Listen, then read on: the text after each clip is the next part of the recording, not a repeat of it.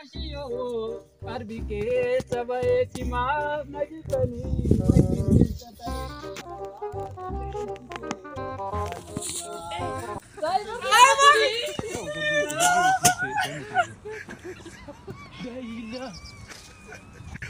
limon parangku. Ya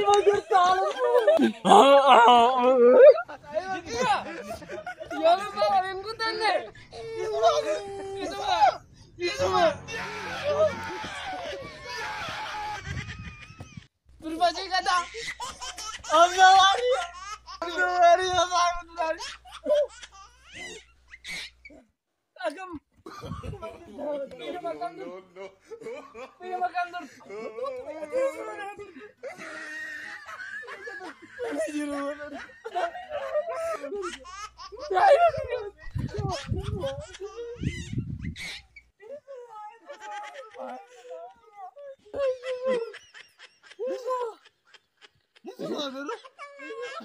Dia kata saya lagi aturan ini. Aujourd'hui aussi, c'est un autre. Limon parangku. Berbaju kata. Akan nyerta kurban. Akamat. Nakuma.